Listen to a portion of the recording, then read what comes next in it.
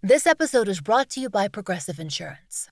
Do you ever think about switching insurance companies to see if you could save some cash? Progressive makes it easy to see if you could save when you bundle your home and auto policies. Try it at progressive.com. Progressive Casualty Insurance Company and Affiliates. Potential savings will vary. Not available in all states. Hey, this is Lou Mangello from WDW Radio, and you're listening to the Fiveish Fangirls podcast. Let's do this.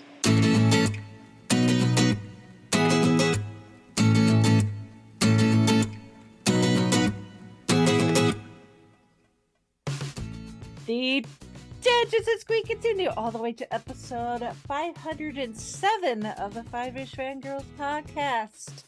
My mother used to say, a mother would move heaven and earth for her child. Welcome everyone to this week's episode of the Fiveish Fangirls podcast. So glad you joined us. Let's start off like a direct from the virtual table and see who joined us this week. This is Brittany Bangle. This is Holly from Wisconsin. And this is Rachel in Indianapolis, Indiana. Hello, everyone. Hello, hello. Oh, so sorry. So, and for those that maybe have not listened to the most recent episode in the feed and or read the description, let me again reiterate my apology for the delay in said episode. But we recorded and school year started at work, which included a lot of technical issues, many of which are still not straightened out. Oh no. Yay. And then of course I had Gen Con, and then I got my own personal version of Con Crud. So, yeah, the last week and some change have not been fun in my little part of the world. So. No. Well, that's what I've been hearing. A lot of people that came back from Gen Con came back to crud no matter what they did to protect themselves. Yeah, I saw the fans of Gen Con Facebook group. I think the official head count was 70,000 people. Oh, yeah. So, yeah, that's just asking for trouble.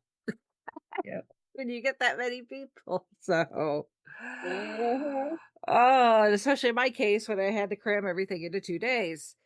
So, oy. But things are looking better on that front. Good. So, not completely out of the woods yet, but we're getting better. So, but yeah, I'm just gonna have to, I don't know, load up on the vitamins or something, knowing that that's just gonna be the way that my schedule works now until either Gen Con moves, which is not likely to happen, or the start of school moves, which also is not likely to happen. So neither are gonna budge. Yeah, like, until I can get reinforcements to come help cover Gen Con with me. So I'm not doing it all on my own until I learn to clone myself. Something. So. Oi! But it is what it is. So. Alright. Well, let's move on to news. Not a whole lot in the way of news, but we do have a little bit of 10 o'clock news, and that is because Commander Jim Lovell, the character portrayed by Tom Hanks in Apollo 13, has passed away. I mean, he was 97. Which, yeah, that's pretty darn good. Yeah. All things considering. But yeah. It's been a beautiful outpouring from folks, including Tom Hanks himself. So he made sure to acknowledge it. I like what he posted on his social media. Said there are people who dare, who dream, and who lead others to places we would not go on our own. Jim Lovell, for a long while, had gone further into space, and for longer than any other person of our planet, was that kind of guy. His many voyages around Earth and on to so very close to the moon were were not made for riches or celebrity, but because such challenges as such challenges as those are what fuels the course of being alive. And who better than Jim Lovell to make those voyages? On this night of a full moon, he passes on to the heavens, to the cosmos, to the stars. Godspeed you on this next voyage, Jim Lovell, Tom Hanks. And of course, he posted it and it looks like it was written on a typewriter. Rather appropriate for Mr. Hanks. So, but yeah, that's very sweet and kind for him to acknowledge that. Yeah. And of course, we did our own coverage of the both the film and the actual event. So you can go and listen to our discussion about the actual events of Apollo 13 and the film, if you so wish. And then we got our proper these days everything's got air quotes, proper I mean, comparatively, because I did say the teaser we got was more of like an actual teaser, unlike other things where they're like, here's a teaser, and it's pretty much a trailer. So this is an actual trailer compared to the teaser that we had gotten for Zootopia 2, which actually this gives us an idea of what the plot is actually going to be like, and it pretty much picks up right after the end of Zootopia. Like Judy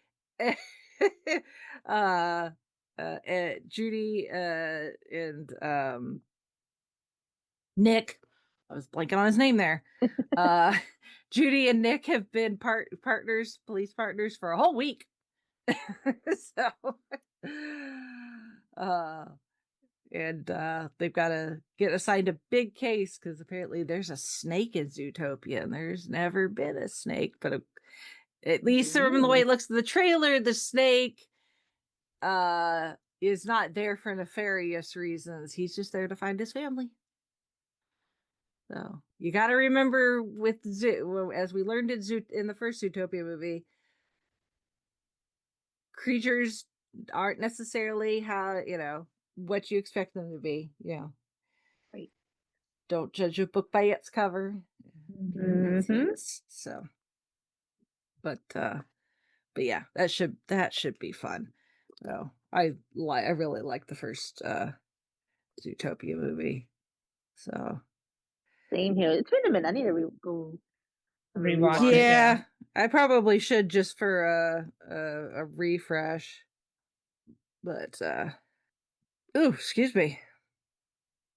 But yeah, should be fun. So so there is that, and now that we're finally back doing things, we are in a new month.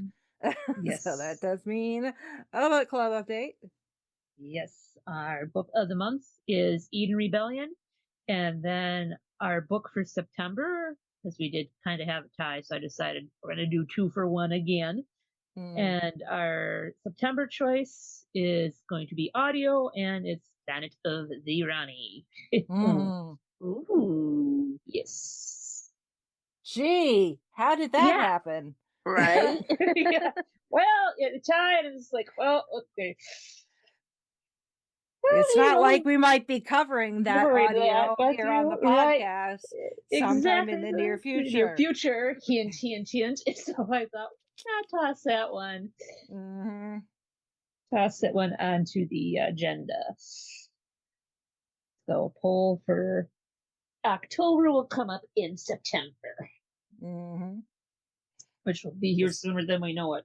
Yeah, somebody's having a birthday. Yep. Oh, yes.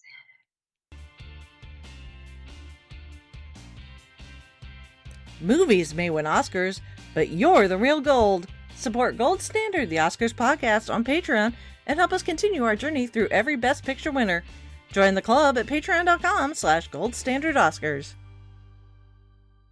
Well, all right. Is that so? We shall move on to feedback. We got some feedback from Shalane. Talking about the passing of Ozzy. She's really only seen him from, or knows him besides his music. But he's popped up in some places throughout his years, including W and Juliet and Trolls World Tour. Goodness, mouthful. She says, I've seen his daughter Kelly on The Masked Singer, and I can see her voice. I've also seen Sharon on The Masked Singer as a guest judge. So I think Sharon also appeared on The Price is Right as a guest model. That sounds like something Sharon would do, actually. And I think Kelly was even on Dancing with the Stars, and I think she made it to the finals, if that memory serves. Maybe. I don't remember. I haven't watched too much of that, so. Yeah. Me neither. So, I think of the Osborne kids, I think Kelly is the one that's like really jumped into the entertainment business and is kind of like just doing a little bit, like she's done like red carpets and different game shows and competition shows and stuff like that. So I think Jack has stayed a bit more out of the limelight. So, but hey, that's her personality. So I think Kelly is very much like her mother. Yeah. So and there's nothing wrong with that. So she says, I wonder if in the future we'll get a movie or documentary about Black Sabbath. We might. Probably only a matter of time. Yeah. Going back to the Her Universe fashion show at San Diego Comic-Con, which was presented by Universal. Remember when I mentioned the internet drama around How to Train Your Dragon 2? And those people I follow on social media didn't care about competition between movies and theme parks because they love both Disney World and Universal. Of course, merch and food at both parks can be pricey. That is true. But for those of us that really love it, we're willing to pay the price. I've said this before, but just to be clear, I had a coworker from my time at Tucson in southern Utah and now works at DreamWorks Land at Universal Studios, and her husband works at Disney World. Rachel, don't you like both parks as well? Yeah. I mean, at the end of the day, I'm going to spend my time at Disney, but yes, I do like Universal as well. Of course, I like all the Harry Potter stuff. Of course, now they've got the Epic Universe, which, like I said, some of it is lost on me because I've only seen ever the first How to Train Your Dragon movie. So a little bit of that is lost on me. I do want to check out Super Mario World, though, because that does look really cool. I know the one attraction that's essentially Mario Kart. I have to live out my, preteen, early teen N64 dreams of participating in actual Mario Kart. So plus there's the new Harry Potter attraction, the Battle for the Ministry, which I've seen video of and it looks really cool. So yeah, I'll make it to Universal one of these days. And unfortunately, unlike in Orlando, where Universal, once you get off of Disney property, Universal is like less than a half an hour away. Going out to California, not so much. It's like an hour difference. So Wow. Yeah. The Disneyland, because Disneyland is in Anaheim. Universal is actually in Hollywood, in Burbank. So yeah, there's a significant distance between the two of them, and that's talking an hour on Google Maps, not factoring in that Southern California traffic on the highway can be absolute crap. So yeah, no Universal when I go out to Disneyland, but once I go back to Florida. She says, I'm glad her universe is expanding beyond Disney, Star Wars, and Marvel. Same with Loungefly. To include fandoms like Harry Potter, Jurassic World, Wicked, Lord of the Rings, and more. I'm even planning to write them a letter suggesting new merchandise for Universal Classic Monsters, the other Avatar. Not the anime one. Titanic, Nickelodeon stuff, Trolls, probably coming since the winter did a Trolls outfit, Top Gun, The Wizard of Oz, and Wonka.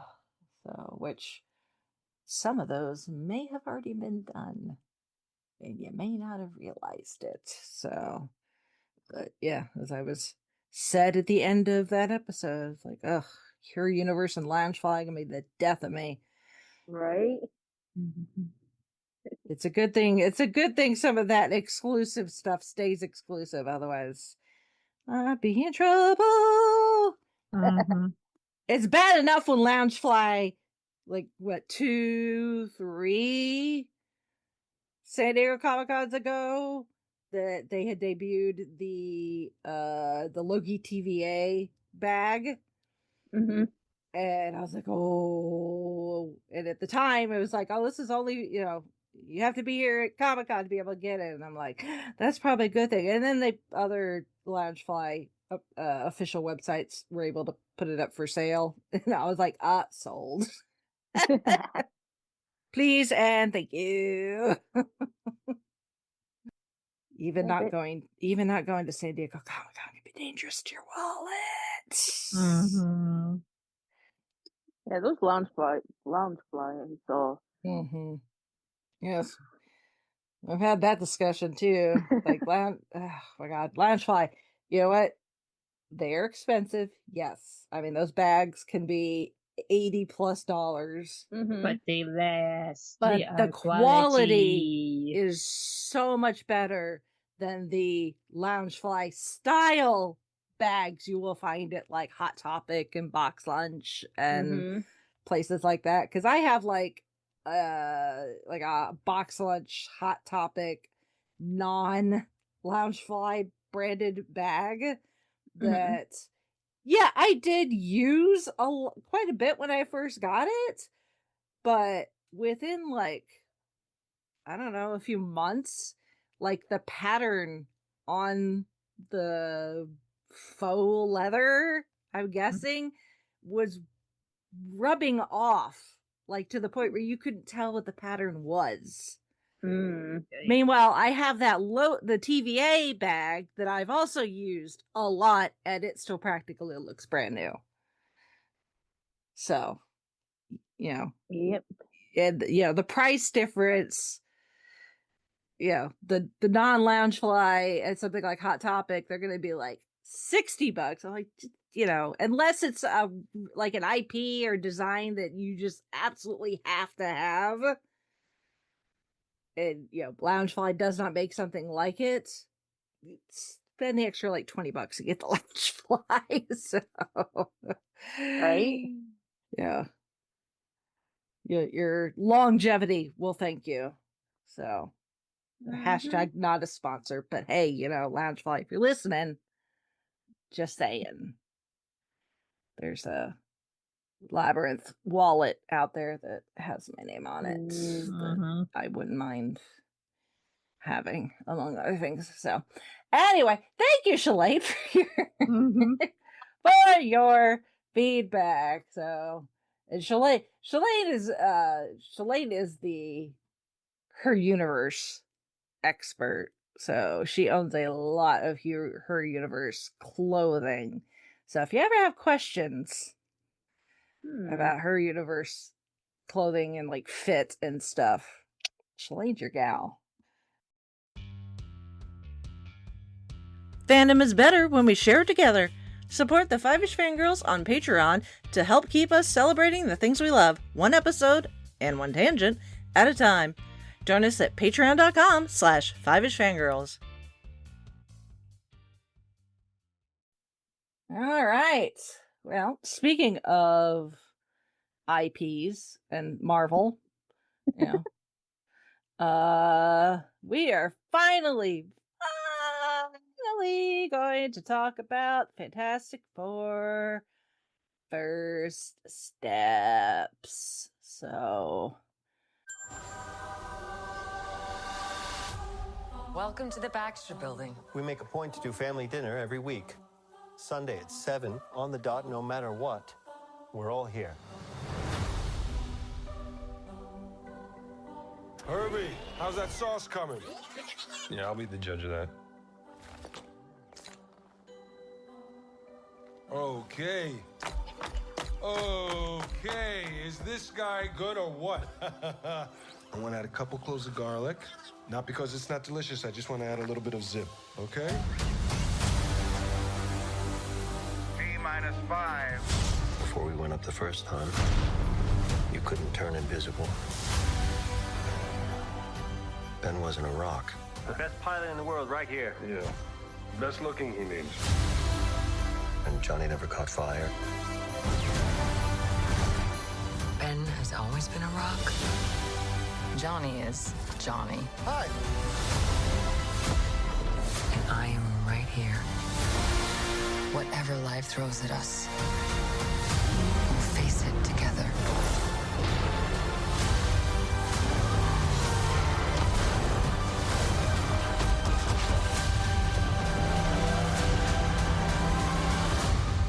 As a family.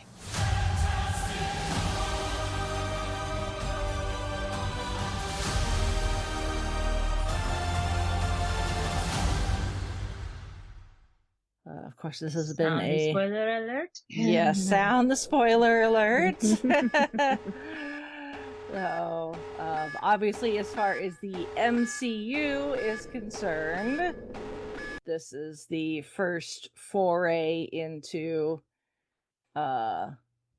using essentially what the group that is considered Marvel's first family. And I think because of that, the historical significance they have in Marvel as a whole, that we should probably talk about the history of the Fantastic Four.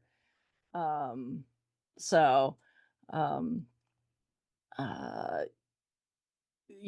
of us here in 2025 are gonna look at it and be like, oh yeah, Fantastic Four created by Stan Lee, Jack Kirby. Even now, though, there are arguments over who gets what credit between Stan and Jack. Oh boy. Yeah, this is and it depends on who you ask. The story that I had always heard was that Stan was working at, I don't even know if it was actually called Marvel at the time, because it had several different names, gone through several different names throughout the years. Marvel is just what we know them now, and have for a very, very long time. So yeah, I guess, because they started calling themselves Marvel Comics in '61. So yeah, because they had been called, they started as Timely Comics, which appears several times in the Fantastic Four movie. Nice little Easter egg there. And then they became Atlas Comics, and then they became Marvel Comics. So, but the story that I always knew and heard is that by the time the late 50s, early 60s had come around, Stan had been working in this business and was getting a little frustrated with it. It wasn't letting him be as creative as he wanted to be. So he's like, ugh, I can't take it anymore. He's like, I need to quit and move on to something else. And he goes home and is kvetching to his lovely wife, Joan, and she's all like, well, if you're gonna quit, why don't you, if you're out the door anyway, why don't you go out the door doing something that you really like? Because then you can say that you went out a blaze of glory or whatever. And he was like, he really liked that idea, so he had this idea for a group of superheroes that was a family, and came up with the Fantastic Four. And instead of it being just like a little one final piece to his resume of his time working in the comic book industry, they took off and ended up changing Marvel Comics for the better. But that's not necessarily the story. Again, it depends on who you ask, as it is with a lot of these instances. So, according to Martin Goodman, who was a magazine and comic book publisher, because the Justice League was like the hot team comic at the time. And he's like, well, teams of superheroes, they're kind of hot right now. So he goes to his comics editor, Stan Lee, and was like, how about we come up with a comic book series about a team?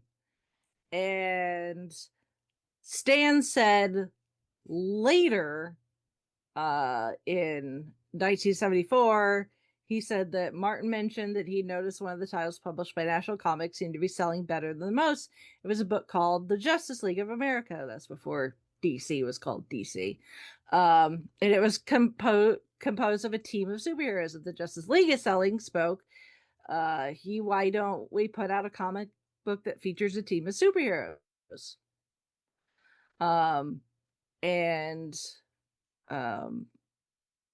So Stan was again feeling kind of creatively stunted, and he wanted to make a real career for himself in the world of comic books.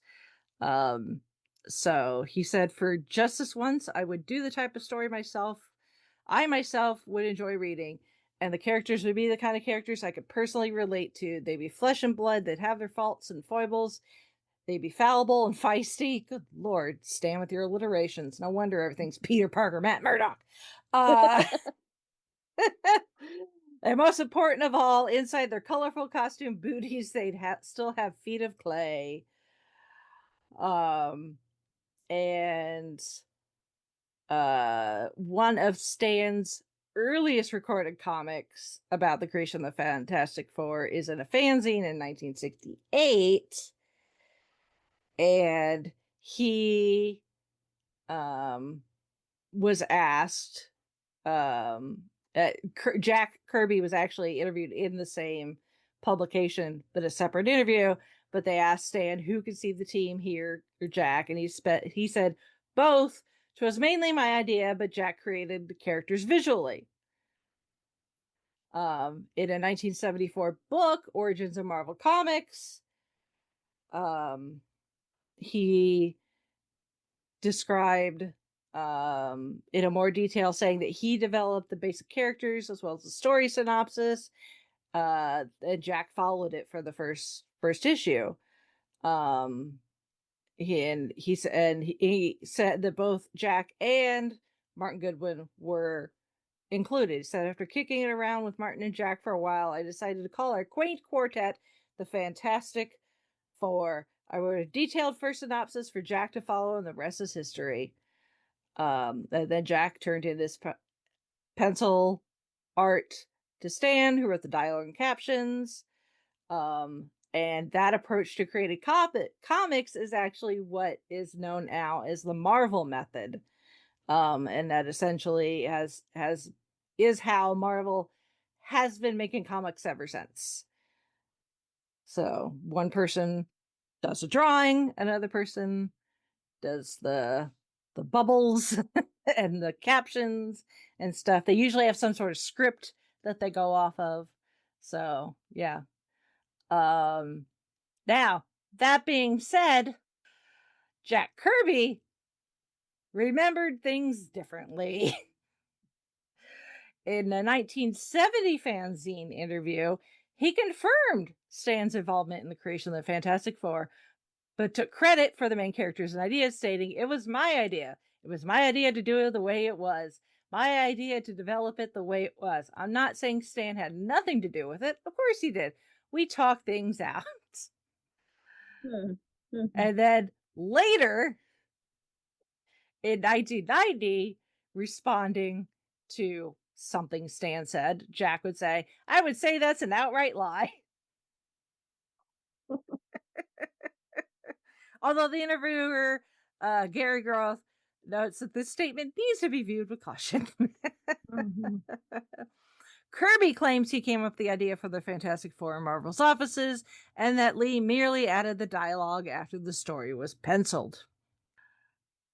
He also went on to try to establish that he deserved credit for the visual elements of the comic strip.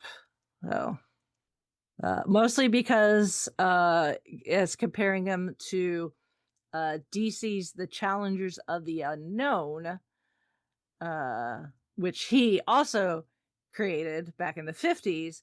So if you notice the uniforms, they're the same. I always give them skin-tight uniform with a belt. The Challengers and the Fantastic Four have a minimum of decoration. And of course, skin is kind of a decoration, breaking up the monotony of the blue uniform. Although, the Fantastic Four actually didn't wear their uniforms until the 3rd issue of the series, based on readership feedback. So, and also the original design had the chest insignia 4 within a circle. That was designed by Stan. So even now, people are like, it's really hard to tell who. It's pretty obvious that you can't say it was just one or the other. Mm-hmm. But what aspects of it do they get credit for is in question. So, and unfortunately, we will never have any way of knowing. I mean, both guys are passed on, and even if they still were both with us, odds are they would probably still be squabbling about it. So,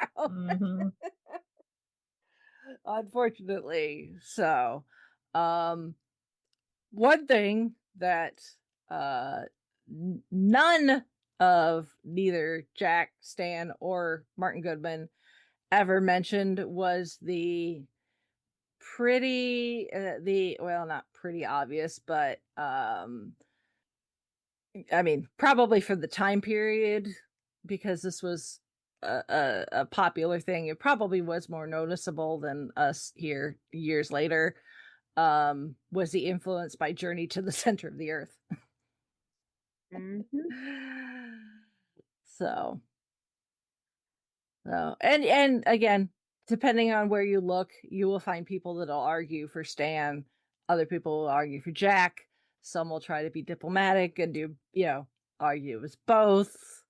That each guy had his strength, and that's what made them such a good team. Jack was a very good artist. Stan was a very good writer. So take that as you will. No, but I think it's safe to say that the Fantastic Four are the brainchild of some combination of Stan Lee and Jack Kirby. Yes. So, hence both are given homages in this film. So in a couple of different places. So, along with the homages to Timely Comics, among other things. So yeah, Fantastic Four #1 released November 1961. And it almost immediately began to receive fan mail. Stan started printing letters in a letter column with issue 3. And it's kind of, gone from there. So this is the the start of a very, very long running comic, which would bring us a lot, which would reintroduce some characters that had existed previously, and also bring in some new ones, including a certain Dr. Von Doom.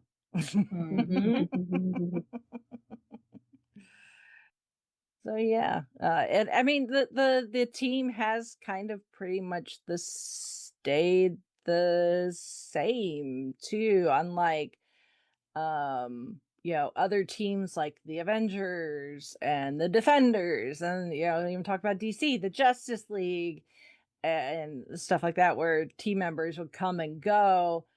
The Fantastic Four, because they are literally family, don't tend to change much. The looks may change, the enemies, their people they fight alongside, their friends may change, but it's really just it's been Reed, Sue, Ben, and Johnny. So yeah. That's our kind of our TLDR. Unless you really want to get into like the different eras and stuff, and the different storylines, which we don't necessarily need to do that. And of course, they have had like a lot of other Marvel characters, they have had their own out of comic appearances. So it guest starring in others and in their own. There have been 4 animated series. They've also guest starred in the Secret War story arc of the 90s Spider-Man animated series. The Thing made a guest appearance in 1996 episode of the Incredible Hulk series. And the Fantastic Four have also appeared in Earth's Mightiest Heroes in the 2010s. There was a short-lived radio show in 1975 that adapted some of the early Lee Kirby stories. The cast included Bob Maxwell as Reed Richards, Cynthia Adler as Sue Storm, Jim Pappas as Ben Grimm, Jerry Terheiden as Dr. Doom, and a pre-SNL Bill Murray as the Human Torch. Really? Yes. I'm picturing this actually. Yeah. Or hearing it more likely. Yeah. See if we could somehow find those. Yeah, really. It's like surely somebody recorded those off the stereo or something.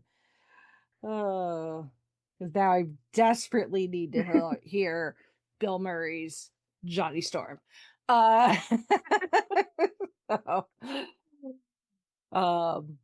So other Marvel characters would occasionally make an appearance, like Ant-Man and Nick Fury. Stan narrated the series. The show was packaged into 5-minute segments, with 5 segments comprising a complete adventure. The team appeared in the Power Records album Fantastic Four, The Way It Began book and record set, an audio dramatization of the Fantastic Four number 126. I bet if you can find those, I bet they're going for a pretty penny. And then there have been the 4 animated television series, The Fantastic Four, produced by Hanna-Barbera, from 1967 to 1968. The Fantastic Four series, produced by Patty Freelang, ran for 13 episodes in late 78, where the Human Torch does not appear. Instead, we have Herbie. The Thing in 79, The Thing was featured as half of the Saturday morning cartoon Fred and Barney Meet the Thing. Again, what's with Hanna-Barbera? In this, instead of being Ben, he was called Benji.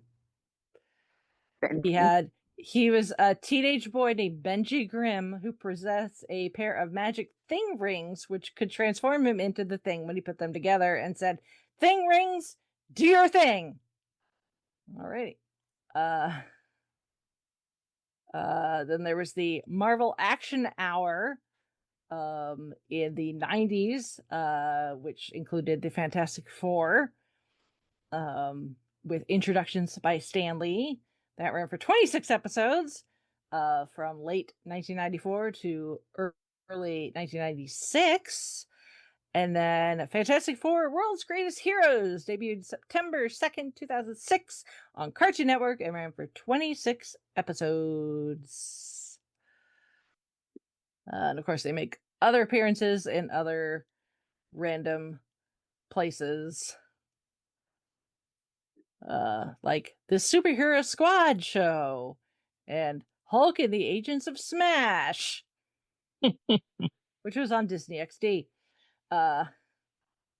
Okay. And then, of course, there's the Fantastic Four on film. Starting with the Fantastic Four from 1994, which has never seen the light of day. I was going to say, I don't think I knew about that one. Yeah. Yes, it was an attempt. It was executive produced by Roger Corman, which, I mean, that's a decent set of hands to have at the helm. Granted, he wasn't directing it; he was just producing it.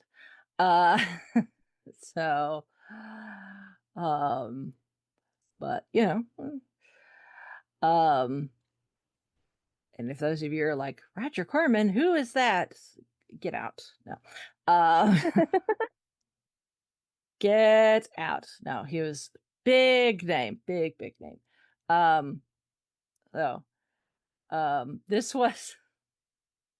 This was one of those we need to make something so we can keep the rights attempt, actually.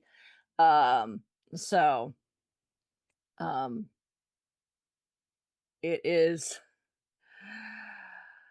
it was very low budget, to put it mildly. It was principal photography only lasted for slightly over 3 weeks, and it had a budget of $1 million. So but yeah, it's never been released. There are pirated copies out there. If you really want to see it, you know where to look. But yeah, it's never actually been released. So, although there have been attempts, both by fans and actually people involved in the production that would like it to be released at some point. So, what's funny enough is all 4 of our leads from this version make appearances in First Steps. Really? Mm-hmm. Yep. So there is a documentary about the movie. It's called Doomed, The Untold Story of Roger Corman's The Fantastic Four. That was released in 2015. So yeah, if you want to scour the internet, have fun.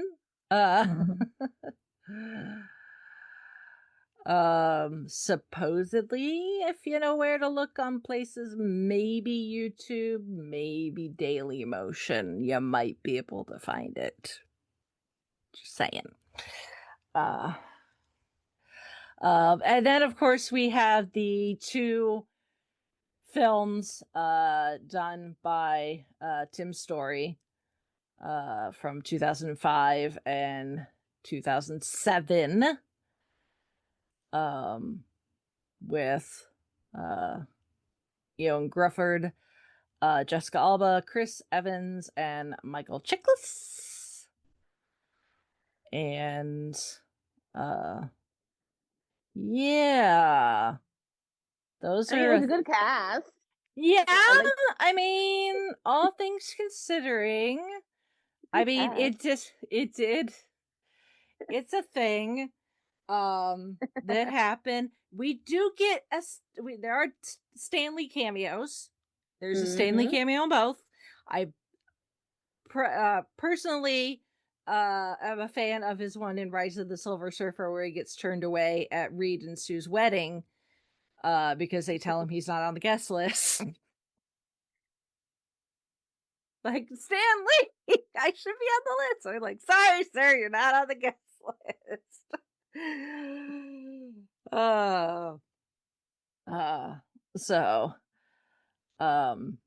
But yeah, those are a thing that happened. I mean, the first one, yeah, I mean, it was okay. It did open up top of the box office its opening weekend. It did make 330 million. It was the highest grossing superhero movie by an African American director until Black Panther. It does not have the best reviews though. No. It's it's 28% on Rotten Tomatoes. Ooh. Yeah, with an average rating of 4.6 out of 10. So but that being said, they still went on to make a second one. Fantastic Four, Rise of the Silver Surfer.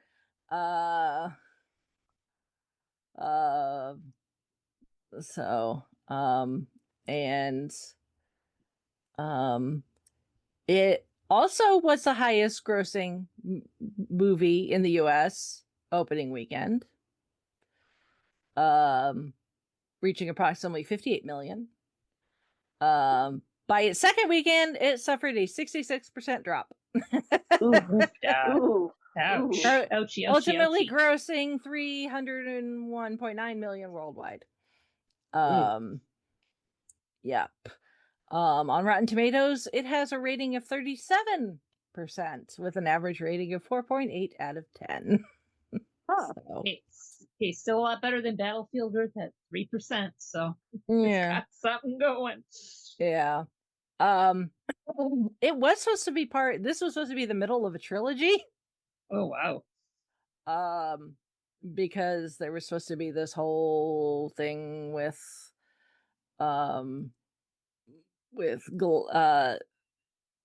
because Rise of the Silver Surfer was based on the Galactus trilogy comic book storyline from 1966. But because the second movie did not do that well, that final film got the kibosh. Although the cast had signed to a 3-movie deal. So I don't think they really had an idea of what the plot was going to be. I mean, Michael Chiklis thought that Ben Grimm's romantic life would have had a greater focus in the third film. Jessica Alba expressed interest in introducing Franklin. So they thought about bringing in some more Fantastic Four characters. Some of these we've now seen since then, like the Inhumans, the Skrulls. The Puppet Master gets a name drop in First Steps. Black Panther. So yeah, that and in fact in 2009 Fox announced they were going to reboot the franchise, I'm sure to keep the rights, but then we know what happened is Disney wrote them a really big check. And that's all she wrote. Although we have had some adjacent Fantastic Four appearances now that the MCU, once the MCU, because I mean the MCU would kick off a year after Rise of the Silver Surfer. And since then we have gotten obviously John Krasinski as an alternate version of Reed in Multiverse of Madness. And then spoilers for Deadpool and Wolverine. Chris Evans does come back. Deadpool the entire time thinks that he's Captain America. Nope. He's Johnny Storm. Oh boy. The entire time Deadpool is like, yeah, he's gonna say Avengers Assemble, and then he's like, flame on! And Deadpool's like, so yeah, it's a whole thing. It's pretty funny. And let's just say that version of Chris Evans, Johnny Storm, bit of a jackass. Yes, which I like think this. Which I think Johnny Chris probably Storm. enjoyed. Yeah, playing. Yes, So. I like this version of Johnny Storm that we got in Next Steps a whole lot better. Yeah. The thing is with Johnny Storm is he has always been kind of the womanizing playboy of the group. You know, he's young. You know, he's Sue's younger brother. So he a very much kind of the stereotype of just men starting from the 60s in general. Which is why we do not get that version of Johnny Storm in this movie. He's a bit more nicer to women. So that being said, let's talk about this version of the Fantastic Four. So obviously a big deal. 3rd time's the charm. We're not even gonna talk about that other. We don't need to talk about that other Fantastic Four movie that came out in between 2007 and now, because it's really just a rehash of the first movie. Just recast with a higher budget, slightly better CGI. So very much like the MCU kind of as a whole, when it comes to some of these things, 3rd time's the charm. Yep. When it comes to some of these characters, sometimes it takes a 3rd go round for them to finally kind of get it right. So we've got man of the season, Pedro Pascal. He is everywhere as Reed Richard / Mr. Fantastic. We have Vanessa Kirby as Sue Storm, aka the Invisible Woman. We have Eben Mosh Bachrach as Ben Grimm, aka The Thing, and Joseph Quinn as Johnny Storm, aka the Human Torch. Yes. Among others. So that is our Fantastic Four. And as I predicted, this is set on a different Earth. Mm-hmm. It is Earth 828, which 8/28 is Jack Kirby's birthday. That's coming up. Yep. And not an origin story. They very much took the Spider-Man route. When we got Tom Holland as our Spider-Man, it's like, we all know the origin story. Like, this story is so old, unless you were just born yesterday and don't understand like words yet. Pretty much everybody knows the origin story for the Fantastic Four. Mhm. So I mean, they do talk about it in this, but they don't show it. This takes place 4 years after they've gone through the events that got them their powers. And they live on Earth 828. Their version of Earth is doing pretty darn good. They have the Future Foundation, which is kind of their version of the United Nations. And with the help of the Fantastic Four, they have kind of not necessarily brought world peace to the planet, but people get along pretty well for the most part. I mean, there's still the occasional, kerfuffle, as we see in a nice little kind of montage at the beginning, where we learn about characters like Mole Man, Yep. who is kind of Chekhov's gun, actually, in this. Chekhov's Mole Man. Yeah. Because he showed up, and it's like, okay, is he going to show up again? Yeah. Yeah, because it's like all the others, they just kind of name drop, but then they got a little bit more focus on the mole people and how they like found a way for them to live in harmony-esque with the mole people. And I was like, oh, that's probably gonna come back around. Yeah.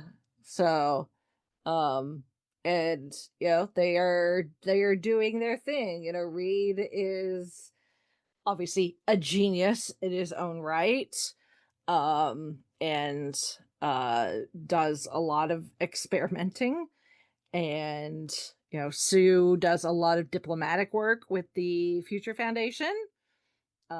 Johnny is Johnny, and Ben's the chef. So Ben does his part helping out around the house by being very good in the kitchen, which I guess is kind of a bit of a wink and a nod to Eben's role on The Bear, where he plays a chef.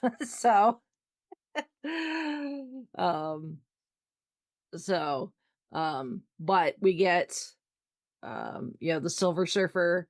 In this case, it's a female version of the Silver Surfer, shows up, tells him that their planet has been marked for death by Galactus, essentially saying, hey, you're on borrowed time now. At the same time, Reed and Sue are going to become parents. They didn't ever think that they could get pregnant because of the changes to their biology with the powers. But pregnant or not, they sure as hell are not gonna go down without a fight. And Sue ends up becoming not only the first woman to go into space pregnant, but the first woman in space to give birth. Yeah. Which, in any other like film or television show, that entire sequence would probably come off as just really, really like ridiculous. Right. Like almost like, I mean, we're talking comic books where the laws of physics and everything do not apply like they do in the real world that we exist in. So like literally anything can happen in a comic book movie. But honestly, in other hands, that just would have come off as just so ridiculous that I think it probably would have taken people out of the movie. But it was like just the right amount of funny and also serious, because they're trying to evade the Silver Surfer. They've pissed off Galactus because they went to try and bargain with Galactus, which, wait till they meet Stephen Strange and find out that bargaining not as easy as it looks. But and the Galactus is like, oh yeah, absolutely, I won't destroy your planet and everybody on it. I just want one little thing. And they're like, what? They're like, he's like, your baby. And they're like, what? And then Galactus is like, that's my offers, my final offer. And they're like, screw you. I don't think so. We ain't playing this game. Meanwhile, Johnny's trying to figure out the Silver Surfer. Like, he doesn't necessarily is like flirting with her. He's just very curious. And if persistence is paying off, as we later find out. That is very true. That is the thing with Johnny. Is Johnny Storm can come off as very flippant and not serious about the gig that they all have. But when push comes to shove, he is more than happy to put in the work and or possibly be the person to lay down on the grenade, to quote Steve Rogers. Right. Or is it something that they poo-pooed, but he's just like, there's more to it. He's like a dog on a bone and won't let go until it's gone or it's done. Which is what he did in this case. Yeah. And that's the thing, is like, once they find out, like once the Silver Surfer shows up and, this happens, Reed automatically goes into super genius mode at the chalkboard, writing out formulas. In the process of trying to figure out how to stop Galactus, he figures out that the multiverse is the thing. I'm like, duh. That's going to become important later, Reed. Yep. You better put a little asterisk by that one. Yes. Yeah. Let's put a pin in that. We're going to circle back around to it. In about 5 years in your future. Give or take a little. So it's like they, as Earth's defenders, obviously they realize they have a job to do. But with Sue being pregnant, Reed has that added burden of being the very, very, very terrified first-time father. Yes. Who has to baby-proof everything. Bless his little robotic heart. He does his Poor best. Herbie. Yes. I love Herbie. I do too. That marketing campaign, we need a little toy. I need a Herbie to sit on my desk. Well, I know he's out there. He's out there at Disneyland. Technically it's California Adventure. They have the Fantastic Four plus Herbie at the moment as characters. I'm kind of hoping they'll hold out until October, but I'm not holding my breath on that one. That they'll keep them around until October. I'm hoping they do. That would be cool to see Herbie roll out with a basket for Halloween candy. Yeah. You what? Yeah. Reed is like, terrified new dad. And at the same time, he's even before the threat of Galactus, he was excited yet terrified when Sue told him she was pregnant because, like I said, they weren't sure if it was something that could even happen for them.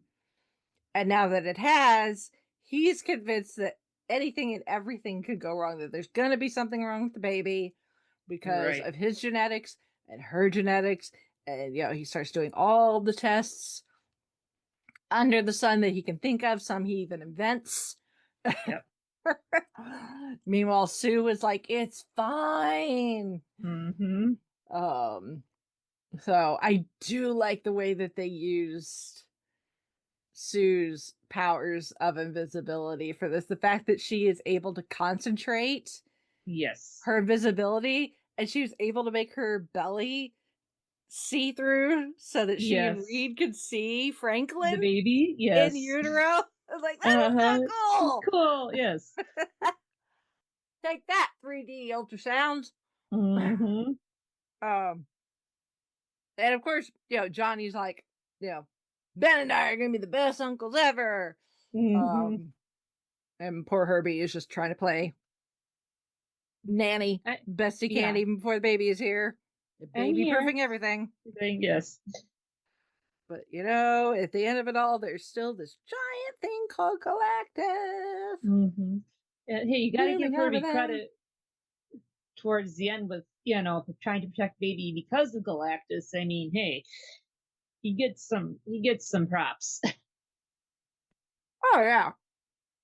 Once again, Disney, regardless of whether you're talking about Disney, Star Wars, Marvel, Disney has once brought us an anthropomorphized robot character, Wally, that we all just go, aww.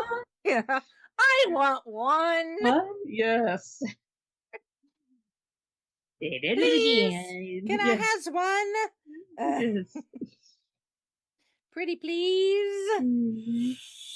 So I heard someone say that they thought that Herbie was overused in this movie. I don't think so. I don't think so either. I think he came in at the right time because I'm like, where's the little dude? Where is he? Oh, there he is. Okay. Yeah, I mean, other than when they're he helps Ben in the kitchen, right? And then when they're in the ship, obviously having another set of hands comes in handy. Pun intended. And then for their plan against Galactus, that if maybe it had been a different enemy, might have worked. I was like, this is not going to work. This is not going to work. This is not going to work. And I'm like, yep, it didn't work. But having Herbie there to help again, handy.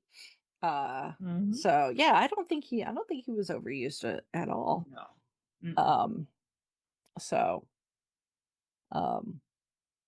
No, but he's absolutely adorable. And a fantastic little addition to it, to the team. So and Herbie is actually a combination of an actual puppet and CGI. So he's not 100% CGI, which they tried to do actually as much practical as they could, which all makes things sense considering. So I mean, there is still quite a bit of CGI. Both Ben Grimm and the Silver Surfer, and Galactus are all motion capture, which in Ben's case makes him look much. No offense to Michael Chiklis, they did what they could with early aughts. Right. I mean, and it's makeup and prosthetics prosthetics up with for Chickless, but I do the updated for this one. Man, they did good. I do have to say though, there are a few times, and this is nitpicky. There are a few times.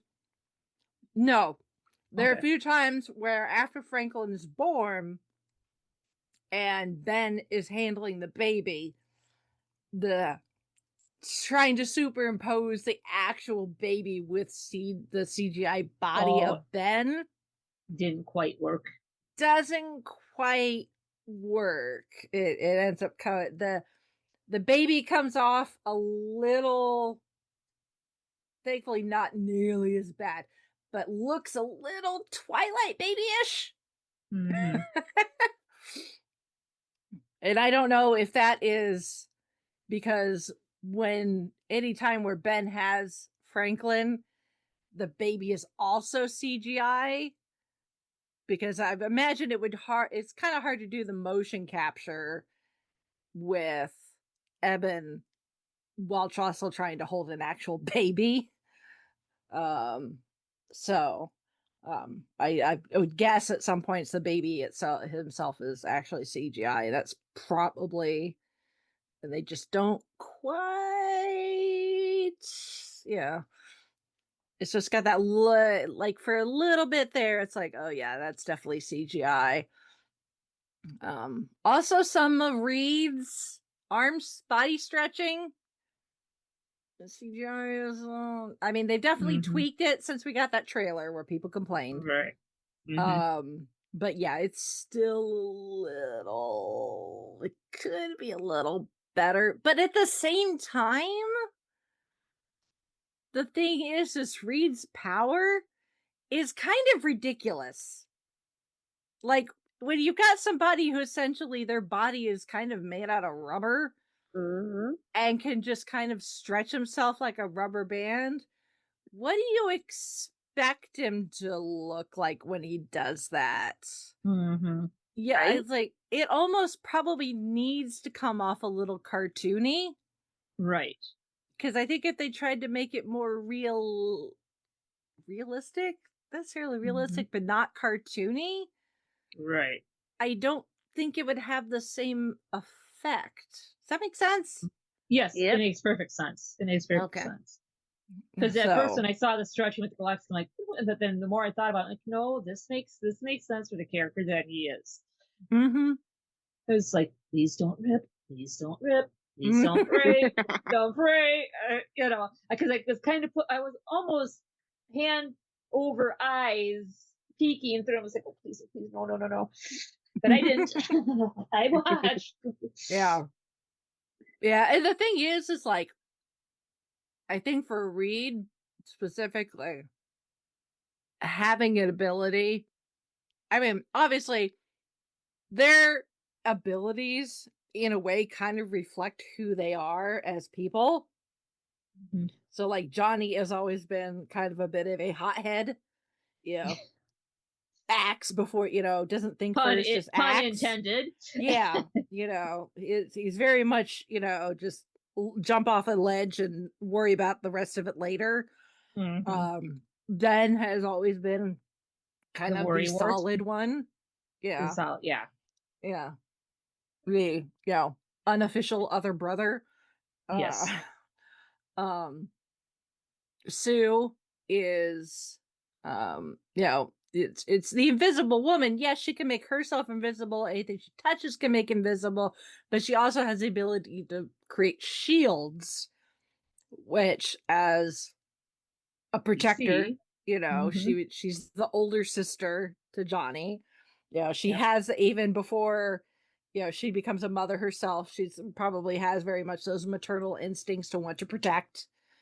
So the ability for her to make shields, makes sense.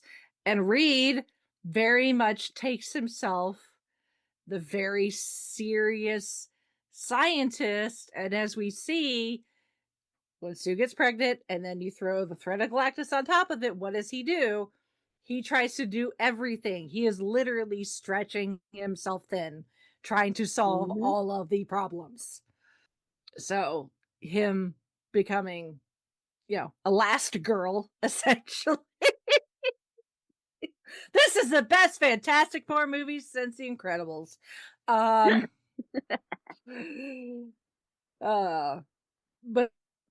the fact that it also is a little cartoonish, I think is kind of a kind of a poke at Reed, like, hey, stop being so serious. like, just chill out, dude. You know, that things don't have to be so serious. Yes, things can be serious. Obviously, this is a serious situation, but at the same time, it's like, chill out a little. So it's like almost like making his ability a little cartoonish takes away that seriousness that Reed tries to keep himself engaged in all of the time. Like, dude, chill out, you know. Um.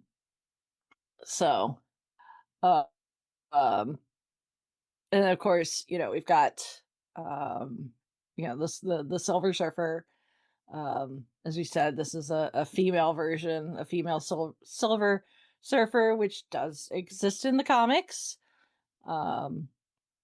And she does work as the herald for Galactus, and Galactus is a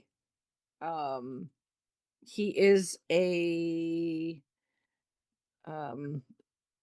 he's very much in the same, well, at least as far as the comics are concerned, he is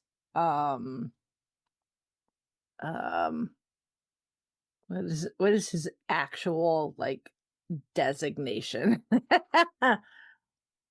He is a yeah, also I guess it depends on where you go in the comics, but in the comics, he was a mortal man.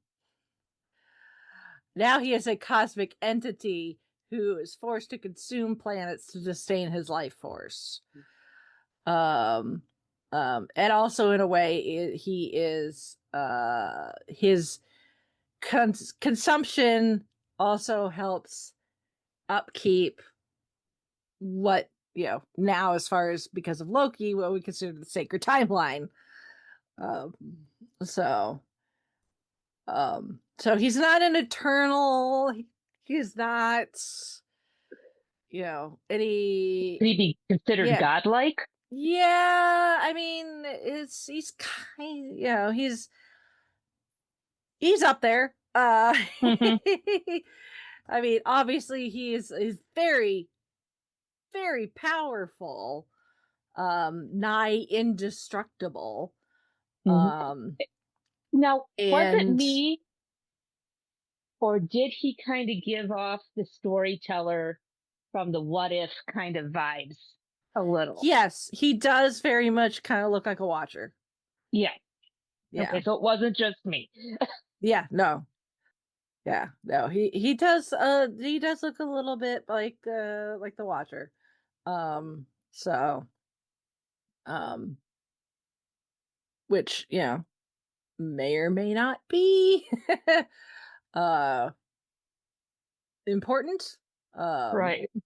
So but yeah, it's just this, what he's doing is not necessarily like out of malice. It's really, he has been given this cosmic power, and to stay alive, he like his diet is planets, essentially. And as we see in this movie, he really doesn't want to continue this anymore. That's why he wants Franklin. Because even though all of Reed's testing and investigating and everything says that Franklin is just a perfectly normal baby boy, Galactus is all like, no, your kid's like special, really special, and I need him to take my place so that I can go sit down and get out of this endless buffet of planetary proportions. So, which, what exactly Franklin is, we don't know yet. In the comics, originally, Franklin was an Omega level mutant. So, which is very, very powerful as far as the levels of mutants go. In a more current run of the Fantastic Four comic book series, he is a human mutate.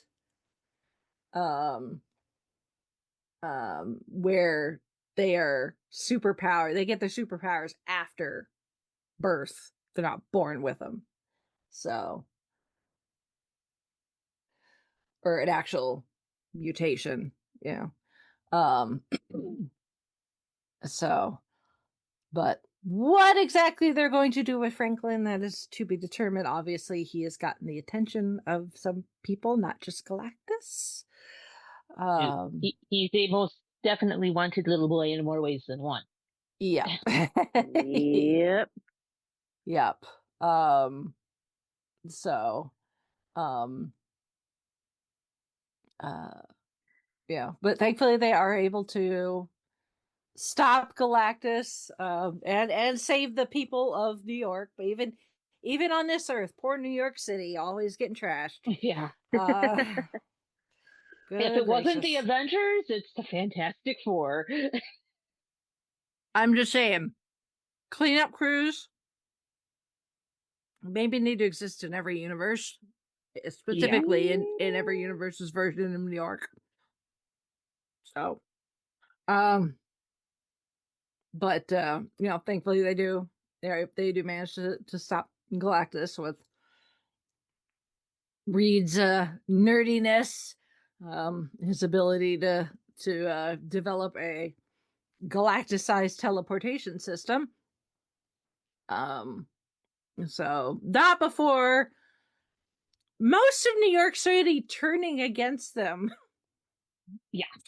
I like how they went, they get the warning from the Silver Surfer. And they're, of course, the people of New York are all like, Fantastic Four, you're our heroes. What are you going to do? And they're like, well, we're going to go into space and, see if we can, figure this out. And they go out while Sue is pregnant and they come back. Sue's got the baby. And there aren't any questions of, nobody's like, did you give birth in space? Right, yeah. It's like, oh, okay. Yeah, they're all just like, yeah, no, we met Galactus, and he went at our kid, and we told him no, and of course, that scares the crap out of everybody in New York. Wait, what? Yeah, like what? You wouldn't sacrifice one little baby for all of the planet? But thankfully, they talk some sense into the people not just of New York, but around the entire planet, and that's why Sue does diplomatic work, because she's a very good speaker. Yes, she is. Yeah. But their whole bait and switch thing with baby Franklin did not work, and I knew it was not going to work. That's not gonna work. I mean, you can't fault him for trying. You can't fault him for trying. I know. I mean, I'm sure their thought was that Galactus will be so single-minded, right? And laser focused on what he's doing. He's gonna have blinders on. He's gonna see the little baby carrier. He's gonna pick that baby up. Pun kind of intended. And in the process of that, he'll be right on the marker for us to use the teleportation system. Bada bing, bada boom, bye bye. But yeah, it doesn't work quite like that. Thankfully, they are able to protect the people of New York thanks to the mole people. Everybody temporarily gets to relocate to the subterranean home world of the mole people. I like how they're busing people underground where it's just dirt and rock, and he's like, wipe your feet. Yeah. And Sue yet again has don't bring any of that above ground dirt down here. Right.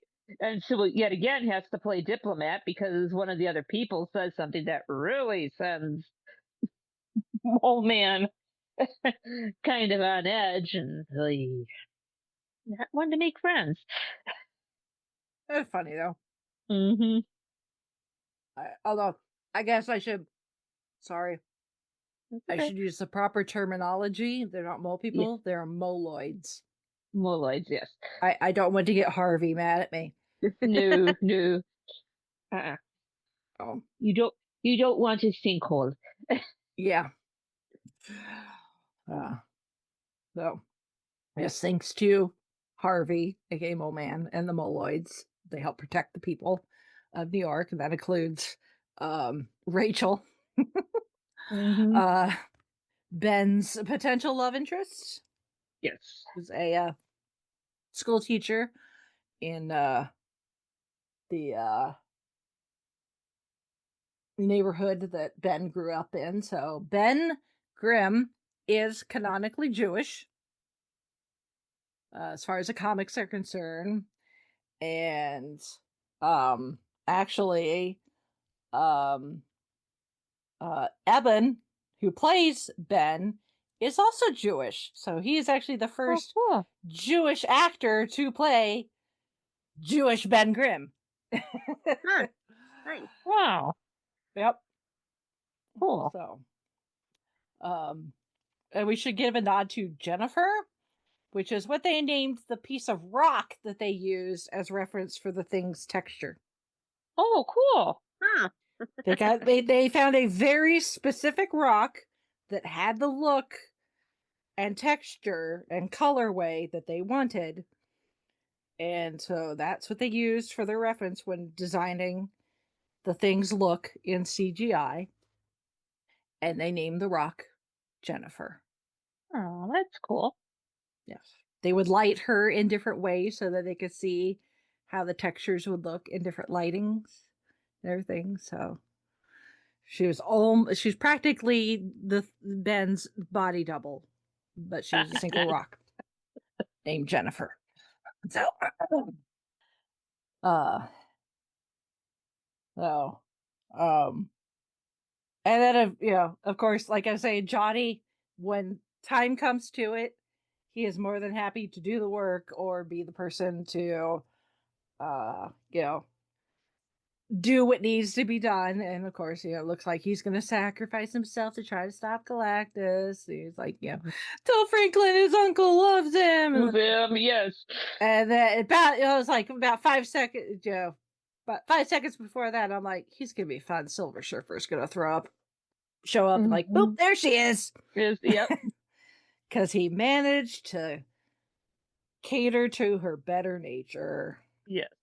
So, I mean, it's an interesting concept. I don't remember in Rise of the Silver Surfer if they really get into the backstory of how the Silver Surfer comes into existence. I can't remember because the weekend I saw it, FX was running a Marvel marathon, and it just happened to be the OG Fantastic Four, and then Rise of the Silver Surfer, and then the other one that shall not be mentioned.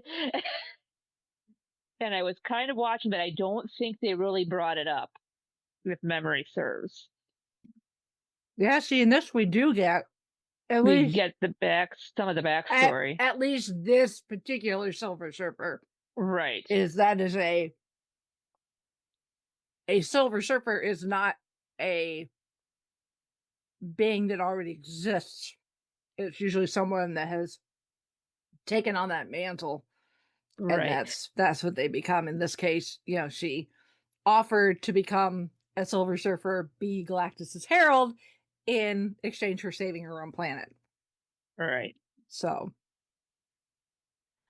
and I think it's the fact that she, gave up her own family and everything, and appealing to the idea of all of that from Johnny that makes her change her tune and decide to give her boss her 2-second notice. Yeah. You can't fire me. I quit. Yes, exactly. Exactly. So, then of course we have to mention Mark Gatiss as Ted Gilbert, star of the Ted Gilbert Show, very much, a Johnny Carson-esque type talk show host character. So it is through him that we get some of the origin story, because it's apparently every year on the anniversary of their return from their original adventure in space where they got their powers, they decide to hold some sort of big anniversary on the Ted Gilbert Show. So that's like, hey, Mark Gatiss, you're in the MCU now, look at you. Wait till you find out your brother Mycroft is also in this universe, just not on this planet. Or at least not the one that we know. It's not on this planet. So oh my.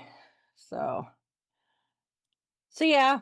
I mean, all things considering, this is not super high stakes as far as the major plot in this. It's not an origin story because, again, we don't need that again.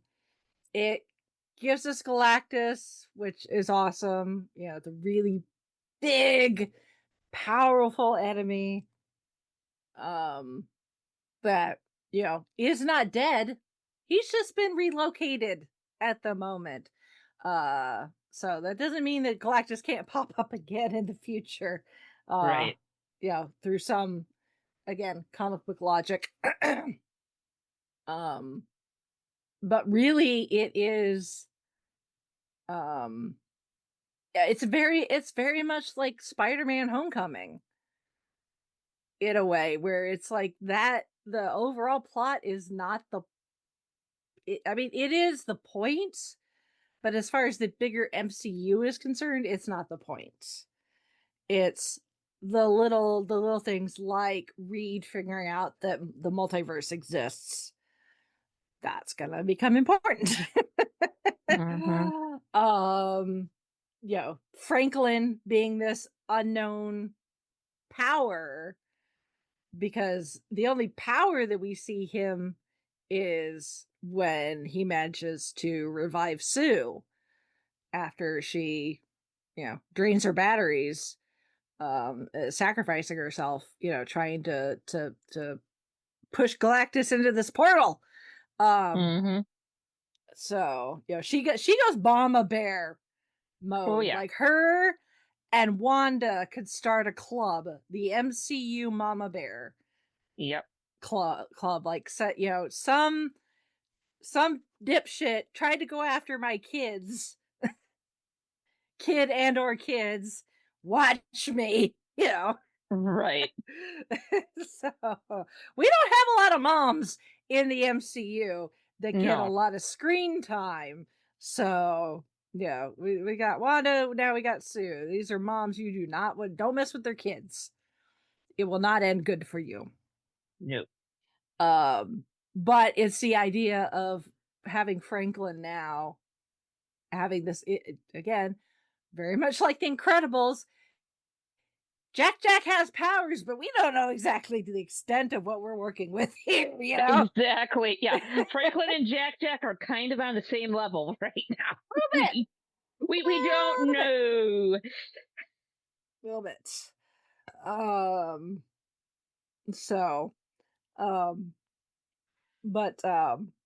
And they excuse me, I thought I had to sneeze. I lost it. It'll probably sneak up on me.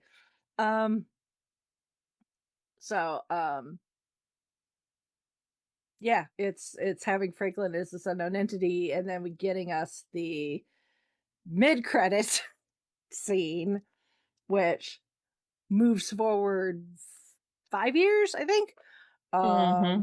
And Sue is reading to Franklin. finish their book. They're in that fantastic living room that, oh my God. Yes. Oh my God. Just the seating area around that fireplace. I know. Thing. Oh my God, that is so my vibe. That design style was just Oh, so. that I mid-century love it. modern everything was just like, oh, I can't Jeff's exist pissed. here. Oh, it's so my aesthetic. Well, and from the sound of things, they built those sets. Those were practical. It wasn't green screen mock-up. Yeah. Like, but just between that and the Incredibles house, oh my God. Can I move in, please? Mm-hmm. Please and thank you. I mean, Zillow did put the Baxter Building for sale. We only need $1 billion and figure out how to get to Earth 828. But yeah, right, minor detail. Mm-hmm. I like how it's like it's only 4 bedrooms. I'm like, I don't care. What about the rest of the building?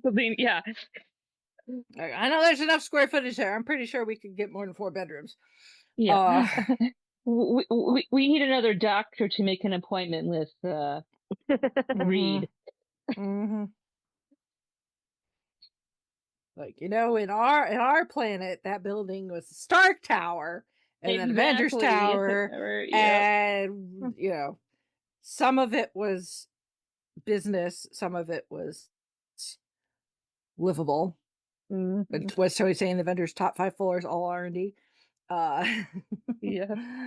So. And the basement for all of Tony's vehicles. Yeah. Yep. Yeah. Oh my God, I could go on and on about the mid-century modern aesthetic of this entire thing. Oh my God. Like the clothes and stuff I don't necessarily want to wear, but oh my God, the architecture, the furniture. Right. Mm-hmm. Yes. Makes my heart go pitter patter. But anyway, so they're reading. They get to the end of the book. Sue's like, okay, I'm gonna go get another book, and she's like, where's that book that? Of course, Herbie. She's like, Herbie, where's that book that Franklin was reading the other day? What is it? What does he hold up? Like Origin of the Species or something? Yeah, like that? by Darwin. Yeah. But yeah, you finished that one yesterday. I'm like, whoa, yeah. Wait, what? Hold on here. The kid's like 5, right? 5.5. Yeah. I mean, I'm instantly jumping to that scene in Men in Black where Jesus, Katie's just like, wait a minute, how did you figure this out? Yeah. Like, I am smarter than I look. Which is just proof that Franklin is a chip off the old block. Right. Which is a blessing and a curse as we suddenly discover once Sue decides that maybe, See Spot Run would be more the vibe. Age appropriate. Yeah. Age appropriate. Mentality appropriate, maybe not so much. No, age appropriate, yes. Actual age, yes. Yeah. But she finds out that they have unexpected company in the form of Victor Von Doom. And it's just surprising that he was able to get in there, because you'd think they'd have security set up for intruders. Oh, I'm sure they do, but this is Victor Von Doom. True, yeah. This is the thing. This is why, as much as it chagrins me that we are doing Doom again, because we've already done Victor Von Doom twice. We're not doing necessarily Doctor Doom just within the Fantastic Four. It is Doctor Doom within the bigger MCU. Is the thing. Now, I will say, and even I was saying this recently when I was chatting with Nick and Zan. We were talking about it. And I said that I would put money on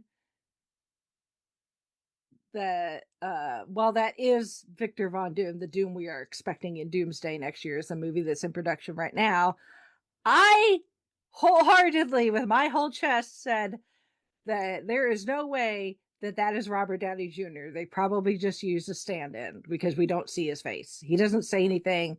He's just crouching there on the floor, presumably talking to Franklin, but we don't hear anything. Apparently, I need to take that back. Because I think there was reports that it was him.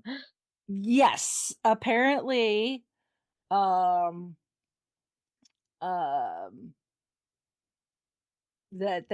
they filmed that in the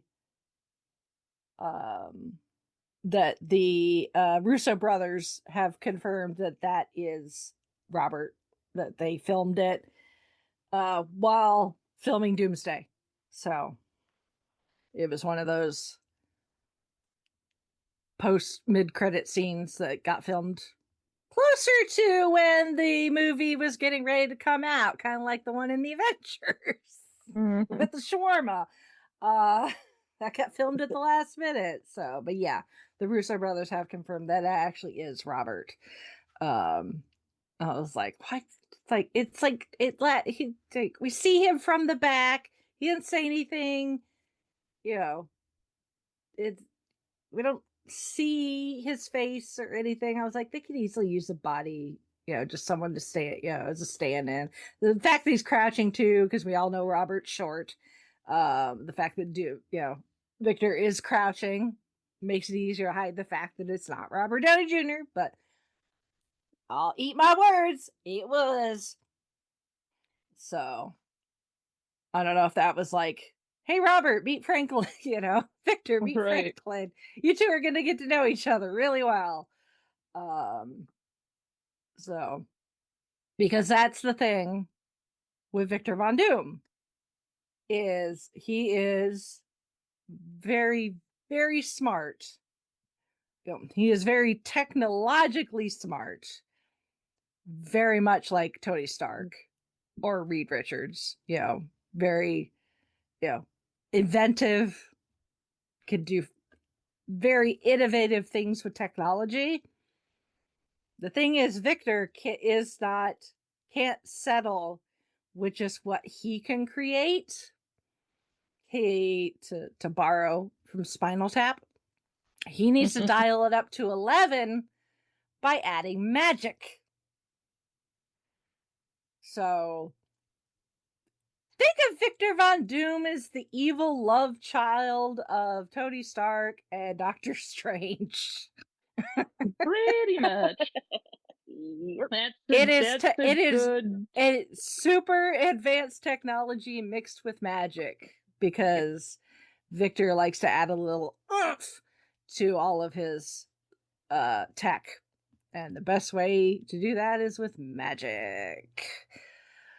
So, and because Franklin right now is an unknown, obviously, just based on what we see with the book thing, he's book smart.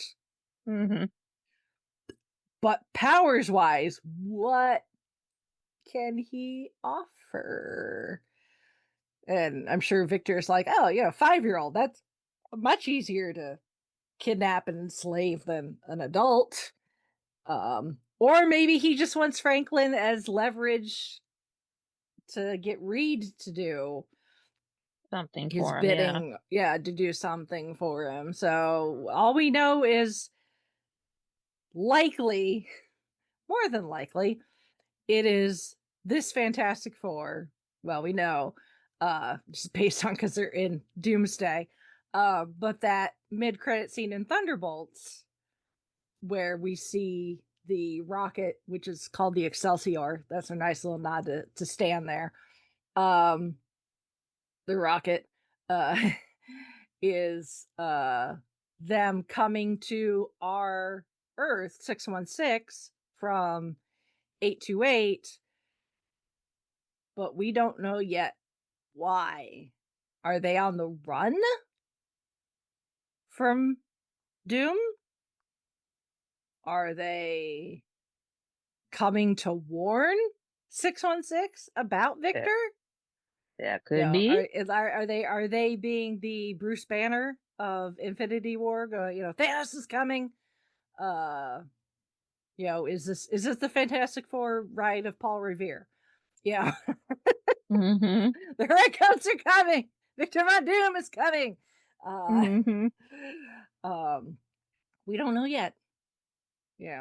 Is Victor from 828, or is he from another universe? Are they, are the Fantastic Four, are they coming to our Earth? Are they using that same teleportation technology, but with a specific destination in mind? Like, we're outgunned here. We need help. We don't have help in this universe. We need to try a different one.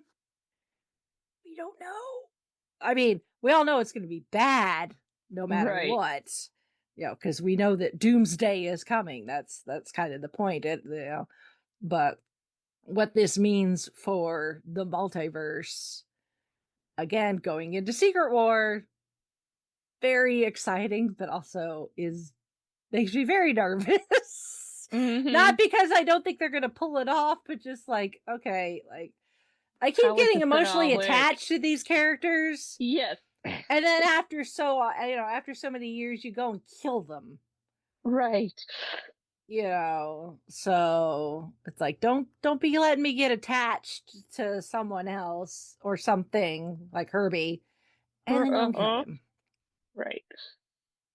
I'm just saying, my little fangirl heart can only take so much destruction of those that I care about character-wise. So, but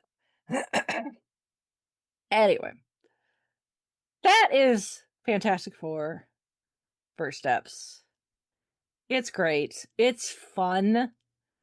Like I said, it's really not that high stakes until we get the Doom payoff. Right.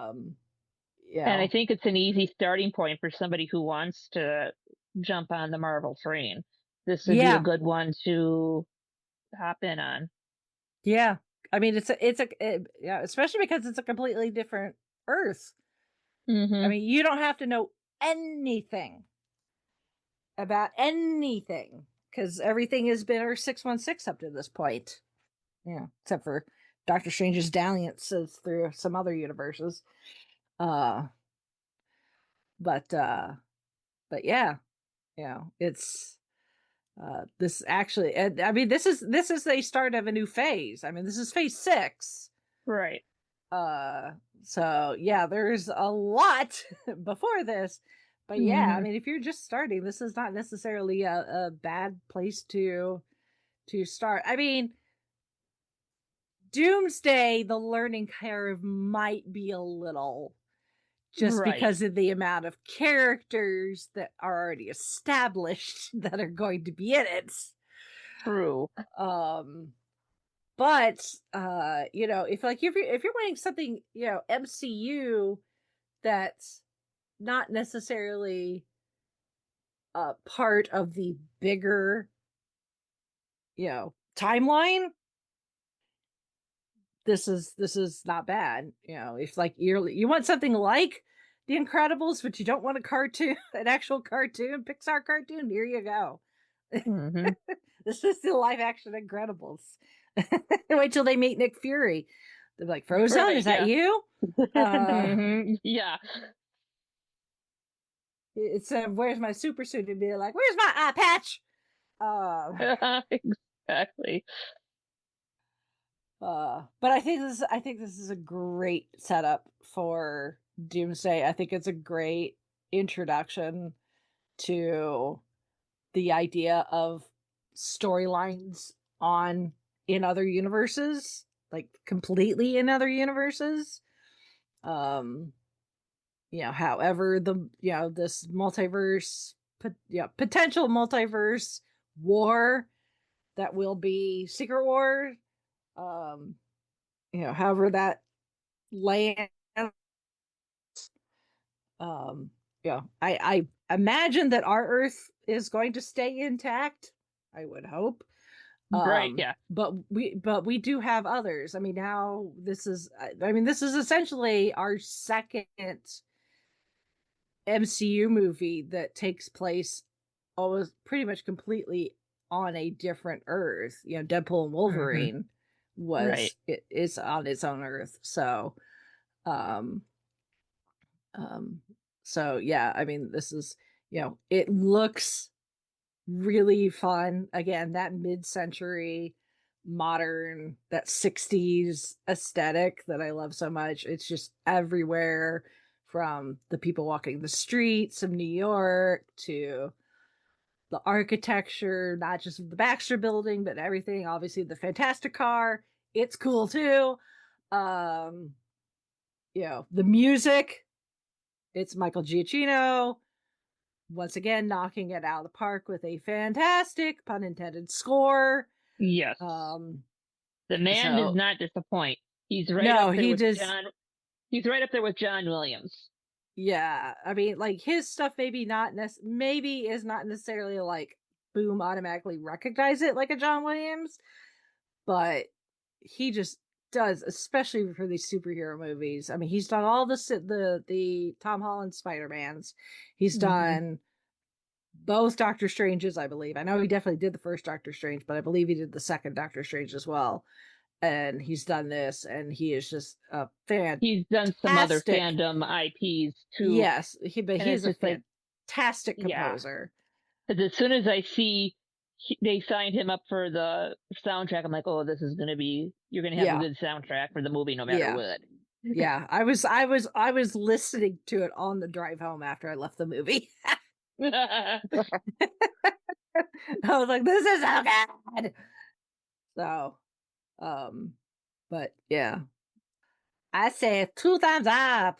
Very nice. Yes. And again, it's this is definitely one that you could have like on while like folding laundry and stuff. But I do think this also has a lot of rewatchability, looking for all those little Easter eggs as well. Oh, yeah. So, especially with it being set in New York City. So there's like billboards and stuff everywhere. So there's ample opportunity for them to put in little Easter eggs. I know at some point while they're out in the streets of New York, I don't remember like how far in the movie or what scene it was. And I don't remember exactly. I think it was like a dry cleaners or something, some business like that. But it was called Westview. Yeah, I remember seeing that real briefly, and I was like, WandaVision. So, like, thank you. So, yeah, there's fun, lots and lots of fun. So this one's definitely rewatchable. Oh yeah, definitely it's got rewatchable and not going to like absolutely murder you in the feels. So, unlike some others. Right. All right. Any final thoughts? I think we covered it. Woo-hoo. Well, I took way too big of a bite of my burrito. It's getting cold. Oh, it's okay. I don't blame you. No, it's okay. It's all good. That, and I have to go to bed in like an hour. Oh, anyway. Well, if any of our listeners want to send in your feedback about the Fantastic Four, whether it's first steps, any of the previous movies, the cartoons. I love the homage to the cartoons as our post-credit sequence. I'm kind of like, okay, so when are we going to get a new cartoon? Yes. On Disney Plus. Yeah.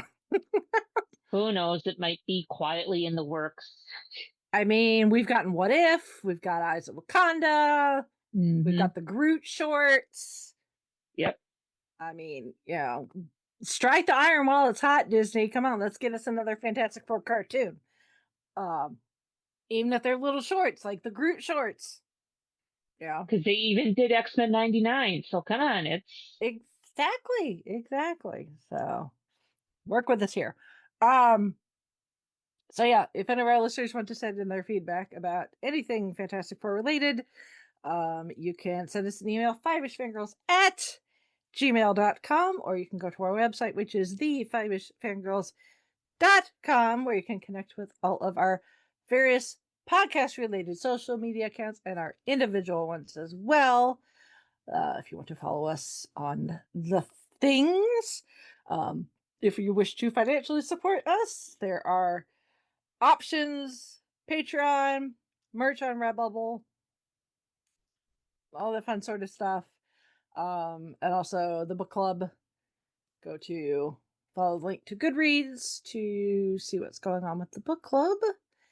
And yeah, I think that's going to be about it for now. So with that, we shall sign off for this week. This is Brittany and Bingo saying goodnight. This is Holly from Wisconsin saying good evening. And this is Rachel in Indianapolis, Indiana. This equation not only confirms alternate dimensions, it suggests that parallel Earths exist on different dimensional planes. Who wants to see a big explosion?